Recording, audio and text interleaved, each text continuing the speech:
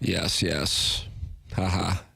It's the 3-day weekend. Yes, yes, yes. Welcome in. It's Balloon Party, driven by Munganess, St. Louis Acura, and Alton Toyota. Well, Jackson, here we are. It's time. It is time, Tim. Nice. It's our time. It's the people's time. Yeah, and we want the people to watch us on YouTube because we think we look cute. Rate us on a scale of 1 to 10.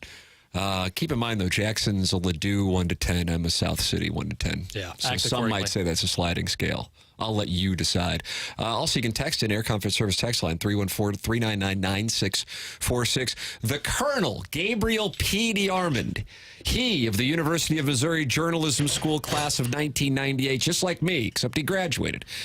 Presented by James Carlton every Friday here on Balloon Party. He's going to be with us at 10:15 to get his thoughts on the festivities last night in Columbia, Missouri. Jackson, let's start with a couple of things here. Let's do it, Tim. Do you feel better or worse about our wager of taking the over on Missouri 6.5 wins after watching last night? My confidence is unchanged. It was high. It's still high. Yeah, you know what I got to tell you? I just can't. I know, you know, if you're not a Missouri fan, you're going, why would people be that upset? Because you probably didn't watch it. Or if you're a Spectrum customer, right, you didn't get a chance to watch it. Or you just might have wanted to watch grass grow outside or paint dry, and you might not have watched it. But having watched it, if they would have won 72-0, honestly, my opinion would be the same. I think, well, I can tell you this, that there are a number of Missouri fans who are concerned, irritated by last night because they feel like they didn't necessarily see any illustration of a change in the offense that wasn't particularly exciting or high risk last year. And if you did go into it thinking there was a quarterback competition, considering that Sam Horn didn't get in until about 6 minutes left in the second half, and that's in part because South Dakota had like this, what was it, how long was the drive? It was, 8 minutes, 17 plays, something like that? Yeah, 17 plays for sure. Then you go, okay, well, Brady Cook is the quarterback. And that's what Gabe DeArmond wrote about this morning on PowerMizzou.com. And on top of that, Harrison Mevis, who really was one of their best sources for points, may be entering into what I would call yip territory. And I'm a little concerned about that. Eli Drinkwitz postgame was a little intriguing. Jackson, who did he remind you of last night? I texted you this morning that it was giving off big Ali Marmol energy. Big Ali Marmol energy. Let's take a listen. What do we? The one that you called the meatiest clip? This is the meatiest clip of him talking about quarterback Brady Cook and the quarterback competition, quote unquote, with Sam Horn. I mean, anything that I've ever wanted to know about Brady Cook, he's already told me. He's a great leader. He's been voted captain of the team twice. He shows up every single day and puts the team first. He wants the Missouri Tigers to win. And if that means he gets to play quarterback and we win, great. If that means Sam Horn plays quarterback, great. I think we could put anybody out there and play quarterback. At the end of the day, Brady just wants us to win. And if he can help us do that by playing, man, he's going to be excited. And I'm sure there would be some personal disappointment if he wasn't. But I guarantee he'd never show it. I guarantee that, man. That guy's got so much character, so much grit, so much determination. He put his butt on the line for everybody in this organization and every fan, every single game last year with a torn whatever he had in his shoulder. And he never flinched. He never stinking flinched. And we asked, hey, you want to take it? No. Does Doc say I can play? Doc says you're good. You can't injure it any worse. I'm in. I'm fighting my butt off for this team. So I got no questions about his determination or him putting Mizzou first or putting the team first. That guy's a team-first young man, and he's got a girlfriend. Otherwise, man, I'd be trying to get him hooked up once my daughters turn 18 because he's unbelievable. Sounds like you got your quarterback. No, doesn't. Sounds like I love the young man. But I'm not going to let any of y'all decide. I'm not going to let public perception decide. We'll make a decision within these walls, and we'll go with it. But I'll be honest, none of y'all's opinions matter at all. So write them what you want, say what you want. It don't matter. Nobody cares. In this locker room, nobody cares. They don't. We're going to prove it on the field, so nobody cares. So you can write your opinion if you want to. I'm almost going to go Nick Saban. I'm not going to tell you, so quit asking, but I'm not. So there is that. Jackson, Surprising. Good on the journalist for saying, it sounds like you found your quarterback. I mean, how could you, after that minute and a half soliloquy about Brady Cook, which featured him wanting to date his daughter, saying, sounds like you have your quarterback, that's the natural follow-up. Good on that person for asking it. Here is Gabe DeArmond, who will join us in a matter of moments on the program, presented by James Carlton at carltoninsurance.net, asking him about Luther Burden still being out there and also the performances of Luther Burden making some catches under duress. So here's what he had to say. Luther, is he, first of all, is he okay after the game? And what's to say about it? I mean, what did you see making contested catches with some of those shots he took? Yeah, was he injured? I don't know. That's what I'm asking. He just took. Didn't he score shots? He scored the last play of the game, right? That's fair. Yeah, I forgot. Yeah, so seems good to me. But what's to say about him that he made some of those contested catches? I mean, he's a great player. So players make plays. It's not real complicated, So get the ball to your best players, and they make plays. There's that. When I say big Marmol energy, that was the clip. That was the... Isn't that a song? Yeah, but I can't say that. I see. But if you know kind of situation. But yeah, that if we're talking about like the Marmol energy, little condescension, because I think Gabe's question was right, because Luther was taking a lot of hits. And he took a big hit, nearly out of bounds, maybe out of bounds on a punt return. And you could sit there and go, why is he returning punts at this point in the game? Yeah, that's a very fair question. You might want him to return punts. I got no problem with that. Oh, yeah. What the Missouri was able to do in 2007 with Jeremy Macklin on special teams. However, it wasn't against South Dakota at that point in the fourth quarter that Macklin was running those kicks back, or that in that case, the punt back. So that was what Gabe's question was. And then Gabe, who's been doing this now for a few decades, had it handed to him. Yeah. And the thing about the Colonel is he couldn't have cared any less. Yeah. If anything, he might have been internally or externally rolling his eyes. That's what I visualize. But if I ask him about it, yeah, I don't care, whatever. Yeah. I mean, Luther took some major hits. I mean, in the first quarter, across the middle, he took a hit, and then that punt return, he got blasted. So it was a very fair question to ask. Like, is Luther okay? I mean, and in somewhat of Drink's defense, he looked like he was nothing but healthy on that bubble screen to score the last touchdown. Yeah, that was beautiful to see. I think, the Plowhawk on TMA, he is, I gather, a Brady Cook fan. Seems like he's a fan. And that's why, hey, God bless. His thing is, he feels like Missouri fans would rather have Sam Horn at quarterback and win 5 games than Brady Cook at quarterback and win 9 games. I don't think that's the case. Respectfully, I think the concern for Missouri fans is they don't believe Missouri can win 9 games with Brady Cook at quarterback. Why? Because with Brady Cook at quarterback, to date anyway, you haven't seen the ability to stretch the field and open up the deep passing game.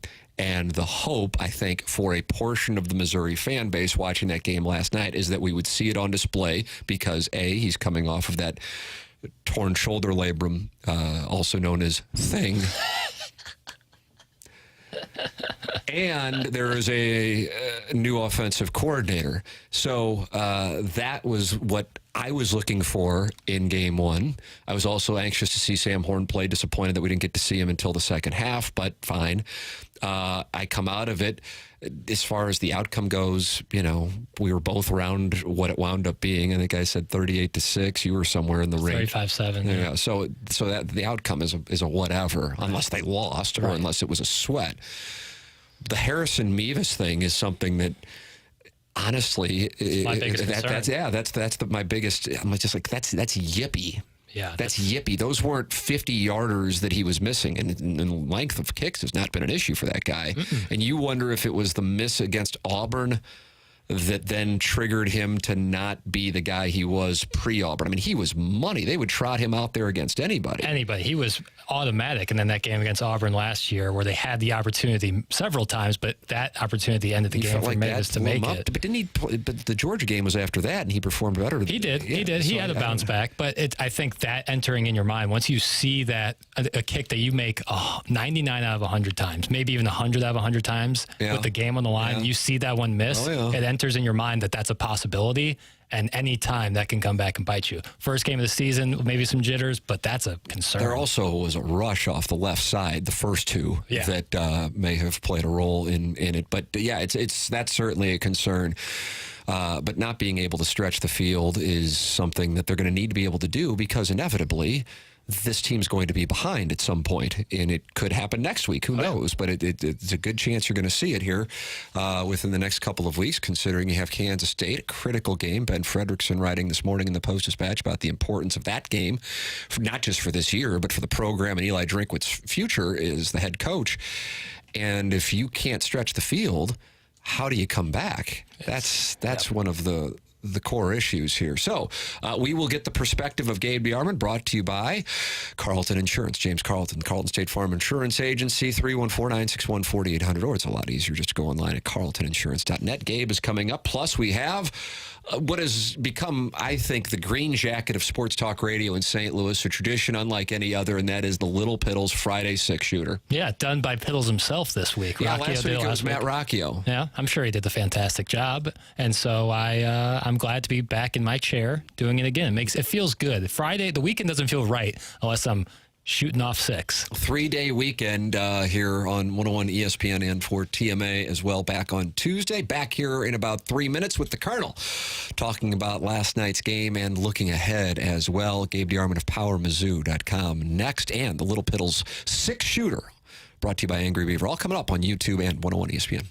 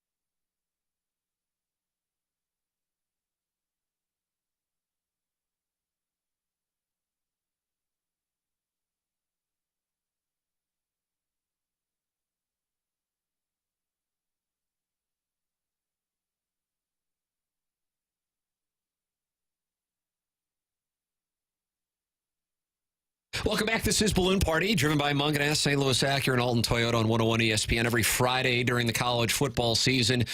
It will be our pleasure to welcome to the show the great Gabe DeArmond of PowerMizzou.com, presented to you by James Carlton of the Carlton State Farm Insurance Agency, online at carltoninsurance.net. And Jackson, it's time to welcome the Colonel for his inaugural appearance here in the 2023-2024 campaign. Morning, Colonel.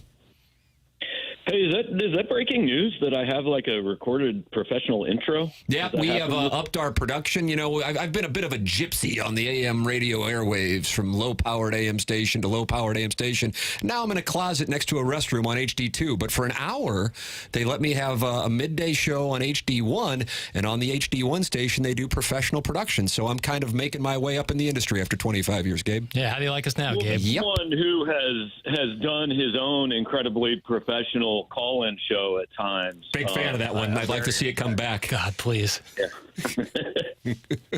Don't hold your breath, my man. It would have been good entertainment last night, because I'm sure the average sports fan's going, okay, Missouri beat some random last night. Why are these Missouri fans angry? But I would gather you would assess, and I'm a big Power Mizzou reader, the majority of the people who post on Power Mizzou and Missouri fans are a little concerned after last night, or maybe even more than a little concerned. And I saw what you wrote last night at 12:57. Tonight was not good enough. Play like this 11 more times, you're going to end up 3-9-ish. So that gives some perspective to someone who may not have watched the game last night as to why a 35-10 win didn't necessarily feel like a win. Yeah, I think there's two reasons people are unhappy today. One is valid, one really isn't. That's a team that they were a 3-8 FCS team. That's not a team that, you know, Missouri should have 4 plays of 15 yards or longer against. We went into last night, I think everybody understood you probably wouldn't learn a ton. But what you wanted to see was an offense that gave you reason to think that all the changes in another year for all these players had made them significantly better. And while there's still a chance that's true, they just didn't show it last night. I mean, I think Brady Cook deserves a lot of credit for the 2-minute drive at the end of the first half. But before that drive, I mean, it was 21-3, but it had just been 6 yards here, swing pass there, handoff to Cody Schrader here. You know, and it just looked very much like the offense last year. I mean, I remember coming out of the opener against Louisiana Tech last year and going, I know this sounds dumb when they scored 52 points, but I didn't see an offense that gives me a lot of optimism about playing Power 5 and SEC teams. And then they didn't score 30 against one of those teams all year. I saw the same offense last night. I mean, if you didn't know that Missouri hired a new offensive coordinator, I don't think you would know based on that game. It just it all looked very safe. And Brady Cook was efficient. I'm not knocking the way Brady played. It just didn't look like an explosive offense. And you want to see – I mean, I remember Gary Pinkel with good teams taking knees to make sure not to score 60 against teams like this. That's what you should be doing. That's what good teams do to teams like this. And Missouri didn't do it. Now, the other reason people are mad is the quarterback situation. And look, I maintain if Brady Cook was a 4-star coming out of high school and Sam Horn was a 3-star, we wouldn't be having this argument. Fans tend to put credence in the guy they haven't seen play, right? They love the unknown. They want the unknown. Coaches want the exact opposite. Coaches want the guy that they know what they're getting out of. I'm not personally particularly upset that Eli Drinkwitz told us this was a quarterback competition all summer, and it appears not to have been. But I know some people are. Some people are angry that they feel deceived, that they thought, you know, this was a neck-and-neck thing that was going to be decided on the field. And the rotation last night tells me that's not the case. Brady Cook is this team's starting quarterback. It's just a matter of if Eli Drinkwitz ever wants to actually tell us that.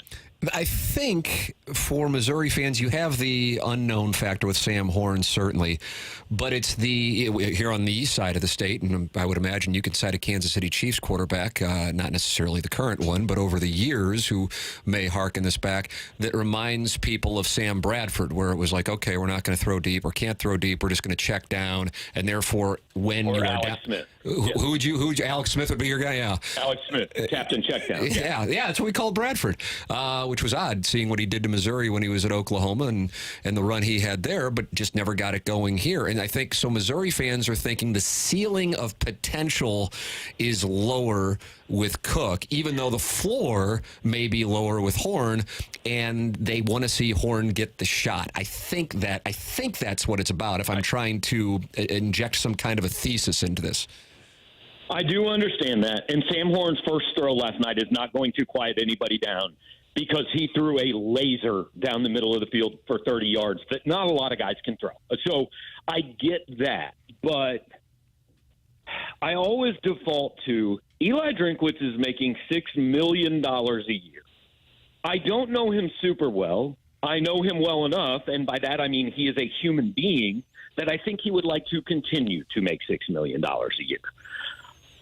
To do that, he has to put the guy out there that he thinks is the best quarterback and gives him the best chance to win. So if you want to argue that he doesn't know how to make that assessment, that he is wrong in that assessment, that's fine. You can argue that.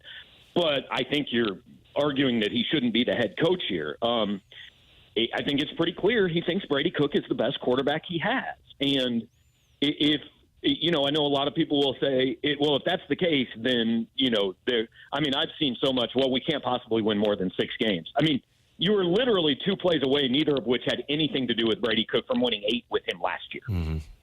So you absolutely can win more than 6 games with him. Now will they? I have no idea, obviously. But giving up on the season because a guy that just went 17 of 21 for 172 yards and had a 15-yard touchdown run as your quarterback is it's just nonsensical. I could have seen him win 72-0, and I could see him win 35-10, and my opinion, honestly, isn't going to change all that much based on the result. Having watched the game, I come away with one major concern, and that's about Harrison Mevis. I don't know what is going on there. My theory, as somebody who experienced the yips in baseball, otherwise I think I still would be playing for the Cardinals, is that it might be mental. Jackson was theorizing that it was the Auburn game where he missed a chip shot that he would make that may have begun to enter doubt into his mind. That was strange last night, and I wanted to get your impressions. Yeah, I won't say it's a problem, but it's a concern. His first 2 years here, you didn't even watch kicked under 40 yards. They were all going in, literally all going in. He didn't miss any. Now you even watch extra points, and kicking is so mental. I say that like I've done it. I don't know, but it seems like it would be mental. Once you miss one, you're more likely to miss another one. And he missed 2 and should have missed an extra point. He was 100 for 100 on extra points. He missed one, and it got nullified because South Dakota jumped off sides. It didn't affect the play, really, but it gave him another chance. He made it. Look, this is a team that's going to be in close games. Yeah. We know that. We saw it last year. And it's just really hard not to think that, they're going to have a game or two come down to a kick, and you just don't feel as good about that as you used to. Yeah, and that's something that I just didn't anticipate with that guy, considering just how good he was. I mean, he was a strength, and now it absolutely is, as you said, it's a concern. Luther Burden last night. I heard your exchange with Eli Drinkwitz following the game, and I gather where you were going was it looked like he was banged up on that punt return, and then he followed up by saying, well, he looked pretty good on that touchdown. He did have some big-time plays. I saw what you wrote. Those were NFL receiver caliber plays at times he was making. Your thoughts on what we saw from Burden? Yeah, I thought last year, the comparison I made on our show last night, and I don't know how many people that are listening watched the Chiefs, but Luther was McCole Hardman. he was a jet sweep, throw the ball to him behind the line of scrimmage. He's really fast and really quick. Let's see how many guys he can make miss and almost kind of do things on his own or through really nice blocking. Last night was the first time I really remember him seeing, and he did it multiple times, go downfield, get open, make a contested catch, take a hit. Those are the types of – that's the difference between being an athlete and a wide receiver. And Luther was a wide receiver last night. And on the I didn't necessarily think Luther was hurt, but he got his helmet knocked off, and he got destroyed a couple times. So my question was just, is Luther okay? He took some shots. How's he feeling after this game? And to be fair, I had forgotten that he was the guy that scored the last touchdown, and he came back in. So obviously he was okay. And look, I've been doing this long enough. If a coach is irritated and wants to make me the target of a little snark, that's fine. We're good.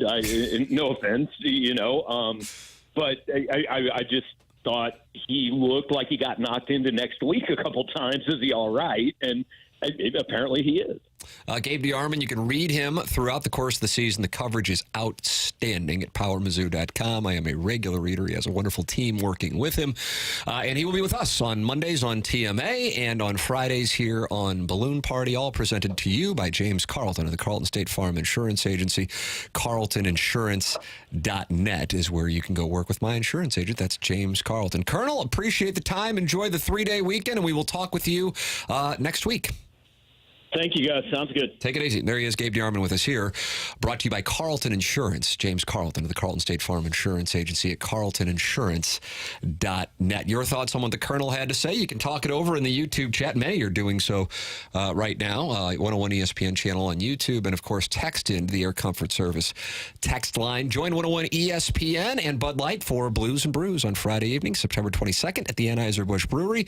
Get fired up for the blues season as the outdoor street party featuring live music from country music star Chris Lane and local blues musician Marquise Knox, plus appearances by blues players and alumni food trucks, blues merch, 101 ESPN giveaways, and more. Tickets are on sale now. Visit 101ESPN.com for additional event details and to purchase your tickets for Blues and Brews on September 22nd. We will come back with the Little Piddles Friday six-shooter presented to you by the Angry Beaver. It's coming your way next here on 101 ESPN.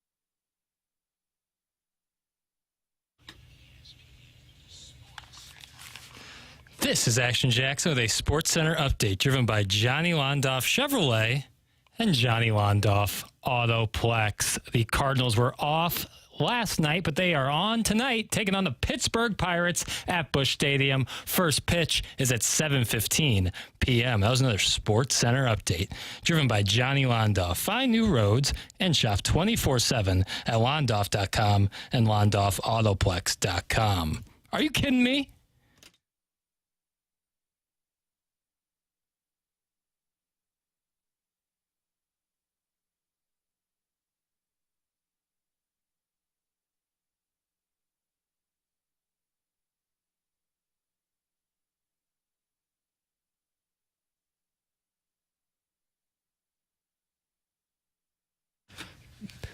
The people have no idea how close we were to this turning into the Piddles party. Like really close. I saw you look out there with a panic. And I go, I was talking with a salesperson. Yep. And I got up and I thought I probably still have a couple minutes to spare. And then I came around the corner and I saw that look and I thought, I guess I don't. Today would have been like if there's any day. Oh, you got takes? Well, I mean, I could like fill time. No, Phil. No, I mean, it's not the same. It's not the same. I think you're grown up. I think you're grown up, and I think you're grown up. So Marshy just texted me that he was excited for it, but I was really leaning into that Sports Center update. I was like, the Cardinals play at 7:15 p.m. Nice, at Busch on the off Stadium. chance that people were going to get down there early, for a sunrise start. Back to the Future kind of situation. No, I just would have started talking. You've been like, here's my take on the Missouri football team. And I would have said three things You've I liked. heard what Tim and Gabe have to say, but here is my perspective. Yeah. 3 things I liked, 3 things I didn't like. You never go wrong with lists. Yeah, right. And I'd lay it out as such. Yeah, Roman numerals. Never hurt anybody. No, never did. Well, might as well use Roman numerals for the Little Piddles Friday 6-shooter presented by the Angry Beaver. Mention Piddles and get $5 off of what? Any pizza. Pizza at Angry Any Beaver? pizza. Hey, you know how Gabe talked about how he likes that production that we do over here on 101 ESPN? Mm-hmm. Well, taste this. Question 1. Little Piddles Friday 6-shooter. Yeah. You know it's gaining traction when there's production. Damn straight. All right, here we go. So Spectrum went down like a sack of potatoes last night while they are currently... Sack of potatoes. Fun to say. Fun consonants. It sack is. of potatoes. A lot of consonants there. It's...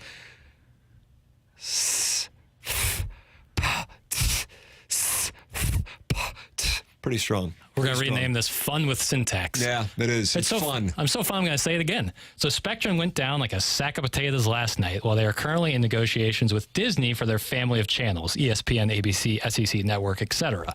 I experienced the last night, and seconds before the Tigers started their first drive... It just dropped. And then you got the little message? It got the little message. Were you banty as a rooster, angry as a hornet? It was the rage was so real that I don't know what to do. Like I was in total shock because once you're out on Spectrum, like your ESPN app is linked up through Spectrum. That's correct. That's no good. On your phone, no good. So there was nothing I could do. I was like a young child when their parents leave them. I had nothing to do. I didn't know what to do. Luckily, that angers me for you, actually. I know. My father was because texting this me. whole situation is just so ridiculous. Absolutely. You know, that you got to watch. I have Spectrum so I can watch Bally's, and I realize their sites and so on. I'm aware of that. My God, I've got subscriptions to Brazzers. Listen, I'm diversified. You've been to the internet. Right. So, 314-399-9646. Thanks. But I gotta get Spectrum so I can watch Bailey's with the Cardinals and Blues.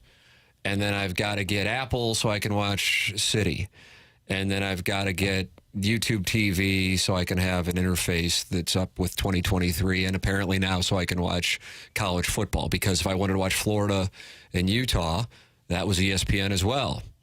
So this is absolutely ridiculous for the customers. I would imagine if you are a regular listener of Balloon Party, you might say that I spend a lot of time on this sports television thing. I do it in part because I know that it affects everybody in the audience. Like if you're not wanting to watch sports on television, why in the world are you listening to this outside of the fact that my voice is unbelievable? Yeah, that's a big factor. Yeah. And that if you're a young lady, I understand why you're watching on YouTube. But, yeah, I mean, you're a sports fan, and you're going, I don't know where to watch these games, and I switch so I can keep up with the ones that are in an agreement, and then they will fall out of agreement, and now I got to switch to another one. It's exhausting. Furthermore, it's impacting the Cardinals' payroll. I really believe that. It literally played a role within the last month in the destruction of a football conference. It ended the Pac-12. Yep. It ended the Pac-12. It is the reason why the State University of California, which borders the Pacific Ocean, is now a member of the Atlantic Coast Conference as of 7:30 this morning. So it matters. It's relevant. And it hit home for a lot of people last night. And I know not everybody's a Missouri fan, but plenty of people on a Thursday night. Cardinals aren't playing. Cardinals are irrelevant anyway.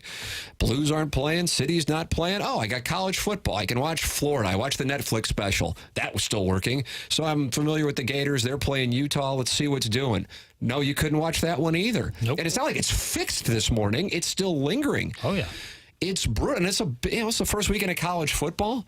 You've got Thursday night football next week, and then Monday night football, which is ESPN. Thursday night football, I guess, is Amazon. I don't know where the hell it is. That's Amazon. Either way, point being, it's going to impact people if this isn't remedied. And it was a national story. This wasn't local. It's a national story. Locally, for Missouri fans, it tilted them. But it's a national story.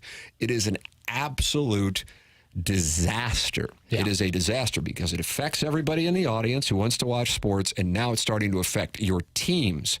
And it literally just took down a football conference. Yeah. So my question behind it is, do you think it was purposeful to do it at 7 p.m. Central last night on the part of Disney to pull that from Spectrum and Yes. say... Without question. Right. Without question. And by the way, I tip my cap. Oh, yeah. I think it's very shrewd. I got no problem. Oh, yeah. Hey, man, if you're at war, we just leave the wives and kids out of it, but the rest of us are fair game. Right. The true sons, they didn't leave out of it.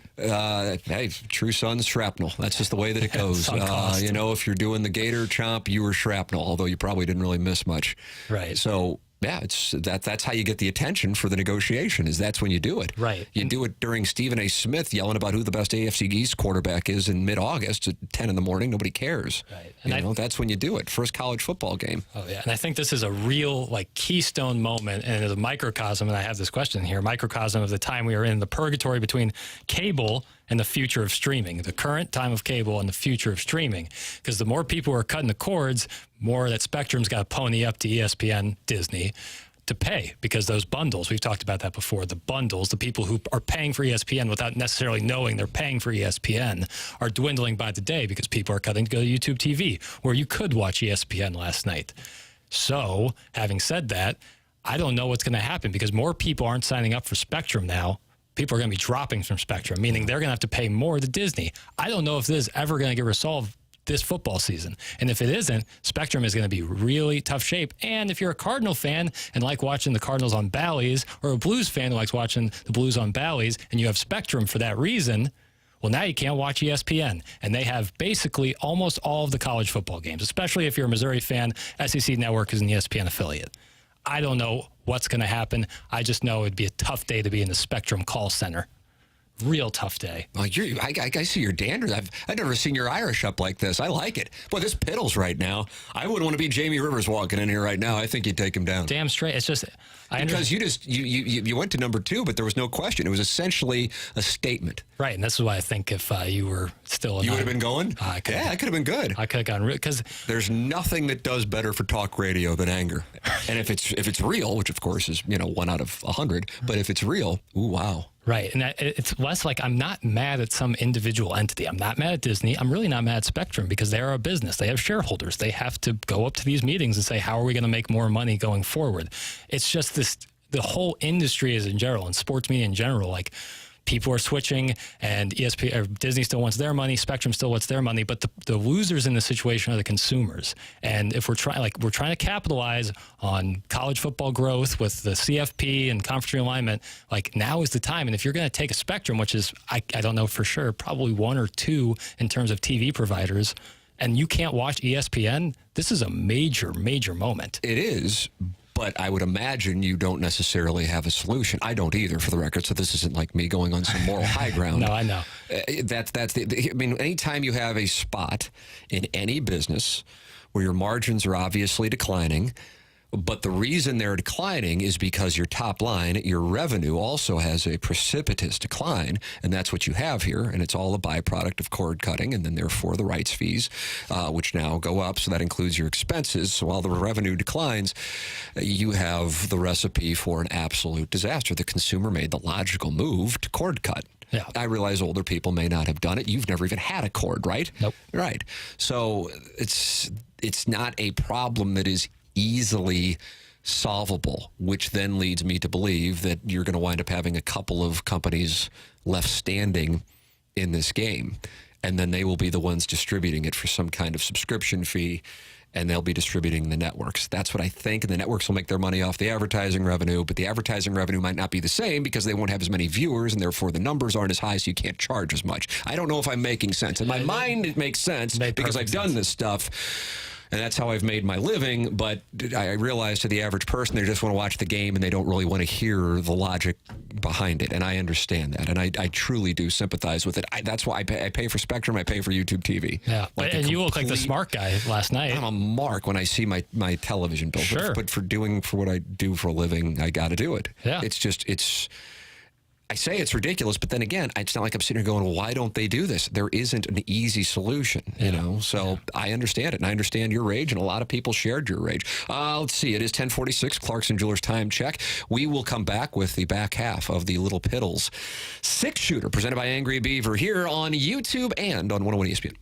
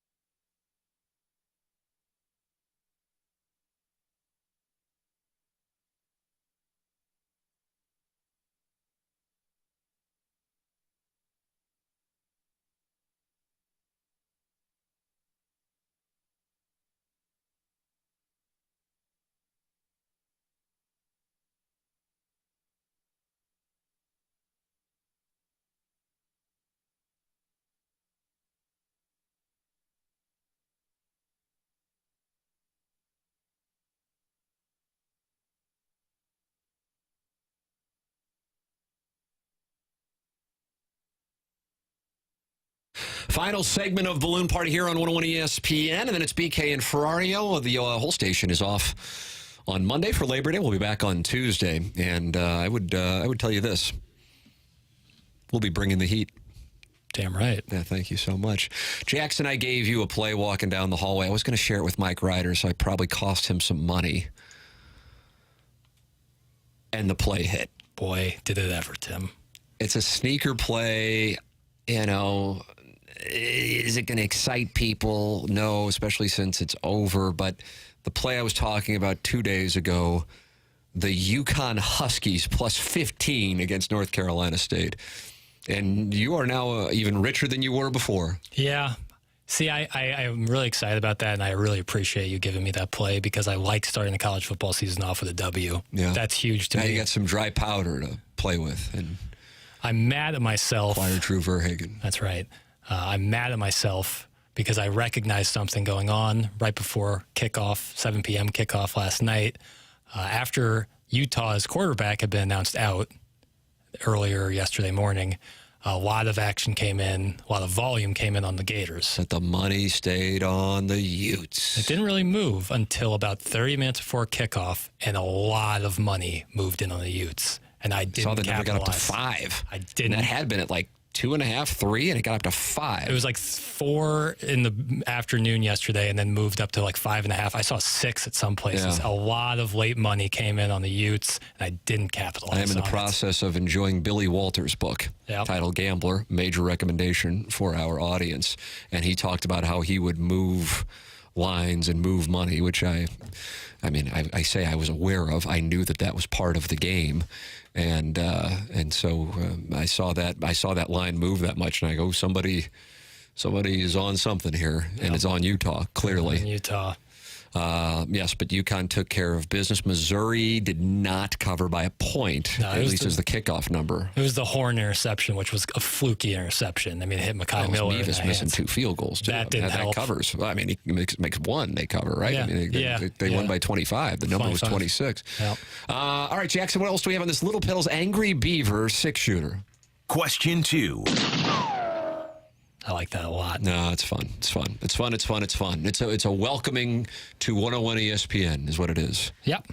In our daily cut sheet we get every morning, there was a clip of John Calipari, pause for Vitali noises. John Calipari.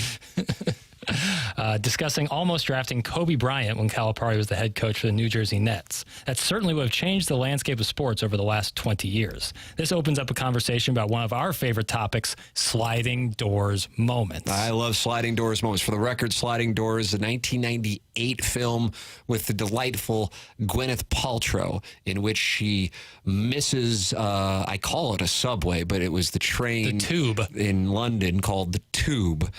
And as a South City kid, you can imagine, I've never had the chance to go to Europe. I'm just excited when I get to go to Kansas City or the lake. Yeah. And she misses the sliding door on the tube, and so she is not, spoiler alert, she is not able to get back to her flat in time to find her gentleman lover in bed with another lady. And then they also show what happens when she does get through the sliding doors and she is able to get home in time to find her gentleman lover in bed with another lady, and how the two stories change just because of the sliding doors. Get on the tube, different life. Don't get on, different life. Fun. That is the background for sliding doors. I feel like I got to explain it to people. How many people have seen sliding doors? 1%. Right.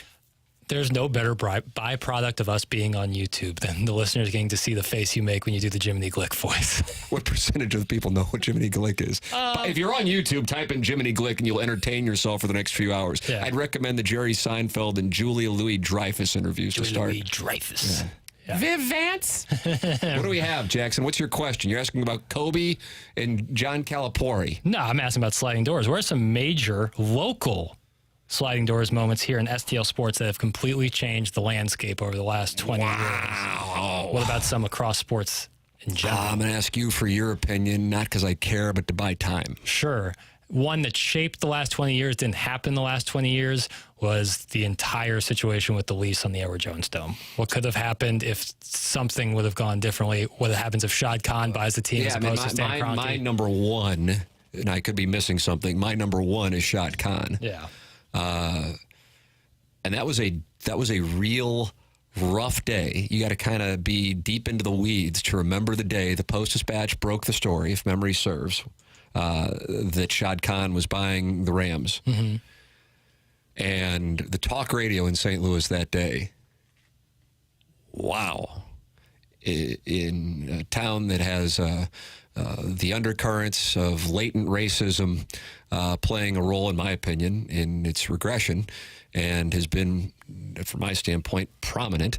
It was, but like I said, oftentimes it's latent, or the code words. You know what the words are. Yep.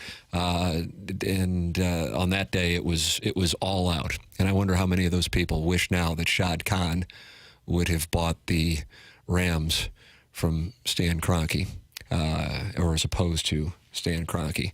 I digress. Shad Khan would be my Roman numeral number one. Number two, I think, is if Albert Pujols signs the contract that the Cardinals offered. Yeah, him. I agree. Though the Cardinals haven't won a World Series since then, they did win a pennant. His legacy would have been, I mean, he wouldn't have played baseball last year. That's for sure. He would not have hit 700 home runs. Nope. I don't think he was ever really close to it. You know, I think he was Angels. I don't think he was really like, God, should I sign for whatever it was, $40 million less? Right. I don't know how close this one is either. It's more recent. Jeremy Rutherford wrote about it when he was talking about Colton Parayko, a recent piece he did yesterday, I believe, on Parayko and his development. The Pietrangelo decision, if it even was a decision, I think the last couple of years are different now. Certainly, you can pay for that in future years. God, I don't know if the Rams were ever close to not drafting Sam Bradford. I feel like that was a huge moment. The issue is there wasn't really another choice. Right. It was, at the time, I can tell you that I was pushing for Ndamukong Suh. Yeah. But it's not like I think if they would have drafted Ndamukong Suh, then they would have gone crazy. It's just they put all their eggs in the Bradford basket. Second Sam Bradford reference on the show today. Who would have thought? What else? They could have a really sick defensive line if they would have got Ndamukong Suh. If Missouri would have gotten Bill Self instead of Quinn Snyder, that goes back to pre-2000, but it's relatively close. Correct me if I'm incorrect, but somewhere in the 2011 World or the playoffs, and I think it was the NLCS, there was a game that got rained out. Yeah, yes, yeah. Which was that the NLCS or NLDS that led to Chris Carpenter being able to pitch Game 5? That's correct. I mean, if that doesn't happen, he can't pitch Game 5 against Roy Halladay. No, you're talking about Game 7. Of the World Series? Of the World Series. Got it, okay. And there is still a contention that if you weren't in Dallas or weren't aware of it in Dallas, you would have no idea that this is going on. They're still pissed about that in Dallas. Yeah. Just like in Tampa, they're still pissed about what is known as the Bert Emanuel rule. If you're a Rams fan, you talk about that game for Ricky Proehl's catch. If you're a Buccaneers fan, you talk about it for the Bert Emanuel rule that came from it. Let's see, 10:58. Do we have time for more? I don't. You tell me. I got one quick thing. One quick thing. Andrew Marsh just texted me, and it's a good one. Cardinals trading Jim Edmonds to San Diego for David Freese. Yeah, that's true. That's a big one. I mean, Edmonds was wanting to move on, and I think the Cardinals were just happy to get anything. Yeah. And then you get a guy who became an absolute legend. I was thinking about that freeze at bat against Neftali Feliz. Yeah, he fouled one off. Oh, he's just battling. Yeah. I mean, a real specific sliding doors moment, because Freeze said this on the podcast that will, for whatever reason, never see the light of day with me, him, and Maroon. He should have walked on 4 pitches. On the at-bat, he hit the home run. Right. For whatever reason, because the umpire blew it, it was called a strike. Yeah. And then it was 3-1. Yeah, now I mean, imagine how his life changes. It's crazy. Sliding doors, baby. Sliding doors, absolutely. Yeah, Benjamin Hockman texted me a sliding doors. What do we got here? One of my favorite sliding doors moments, 1989 Major League Baseball draft. With the 6th pick, the Cardinals selected Paul Coleman. With the 7th pick, the White Sox selected Frank Thomas. Ah, rats. It's not the way we wanted to go into the weekend. No. Thanks, Hoffman. The only thing I can say is Jackson will be on Tinder, and that should lift your spirits. So you'll be on there right at 11 o'clock, because you just go on there for the 3-day weekend? You're never off. It's kind of like an oxygen mask, Amen. So that can lift your spirits after that news. Time for us to shut it down. BK and Ferrario are up next for Action Jackson. I'm Tim McKernan. This has been Balloon Party, driven by Mung and S. St. Louis Acura and Alton Toyota on 101 ESPN.